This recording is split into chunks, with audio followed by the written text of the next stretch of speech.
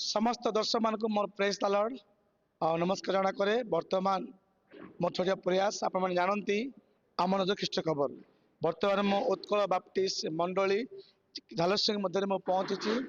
आज एक सुंदर सेवा उपासन आयोजन होता कौन से सेवा उपासन किए समस्त दायित्व परिवहन कर आसतु कमिटी दायित्व पाई बर्तमान मो सामने रही उद्योग समिति और समितिर आम संपादक महाशय अच्छा पानी आज्ञा आज कौन सब प्रोग्राम थिला आज ख्रीष्टप्रमरे समस्त YouTube channel Kunal YouTube channel देखुथिबा प्रत्येक श्रोता मानक ख्रीष्टप्रम नमस्कार जनाए। मु होची रिंकू पाणी उद्योग समितिर संपादक के झालसिंह बाप्टिस्ट मंडलीर आज होची आमर तृतीय अधिवेशन प्रतिष्ठित होइतिला अपराह्न पूर्वाह्न एवं अपराह्न ओळीरे होइतिला और बहुत विश्वासी विश्वासिनी माने मधु आसीथिले। आजिर वक्ता थिले मिहिर कुमार पाणी अति सुंदर भाव में युवक मानक नहीं कि द्वितीय तिमोथी 4:12 वाक्य को नहीं कि से परिचालन करते अति सुंदर भाव में सभाटा सांग होइतिला। सेथिरे समस्त कर्मकर्ता मंडलीर मुख्य पालक ठारू आरंभ कर दिकन एवं संपादक दय समस्त कर्मकर्ता जोग देइतिले। समस्त विभागर महिला समिति संडे स्कूल समस्त विभागर मध्य कर्मकर्ती एवं कर्मकर्ता गुड़ाक मध्य जोग देइतिले।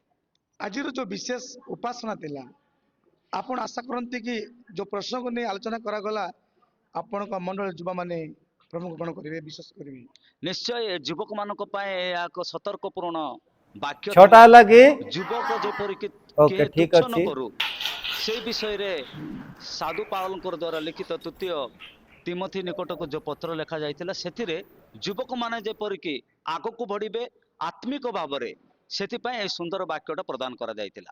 प्रिय दर्शक बंधु माने आज जिते यही सोशल मीडिया रे आम नजर ख्रीष्ट खबर देखुंट प्रत्येक युवा युवती मुझे अनुरोध करने चाहे जे निश्चित भाव में यौवन काल में आपण मैंने ख्रीष्ट को ग्रहण करी शरण कर जीवन को अनुकरण करके बीतेवा आवश्यक रही बर्तमान अच्छा आज्ञा कौन कहे आप अनुभूति कौन कह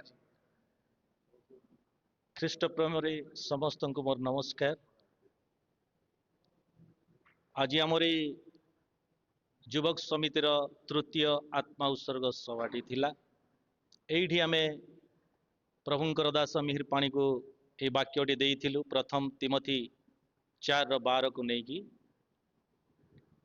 प्रभुंकर दास बहुत सुंदर भाव में युवा युवती मानंकु तांकर मन परिवर्तन रो वाक्य शिक्षा परामर्श देइथिले। ताहा ही नुह युवा युवती मानंकर पिता माता को मध्य अनेक परामर्श वाक्य देइथिले।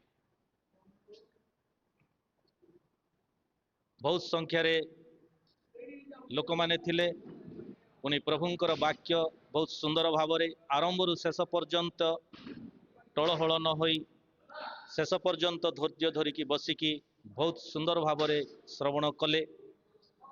आग को आमे चिंता करुचु जे ए वाक्य नहीं कि अनेक परिवर्तनता हम एतकी धन्यवाद आप बहुमूल्य मत पाए प्रकाश करूँ। दर्शक बर्तमान आम ये रखुच अवशिष्ट मुझे एडन कर चेष्टा करी। नमस्कार धन्यवाद बहुत धन्यवाद।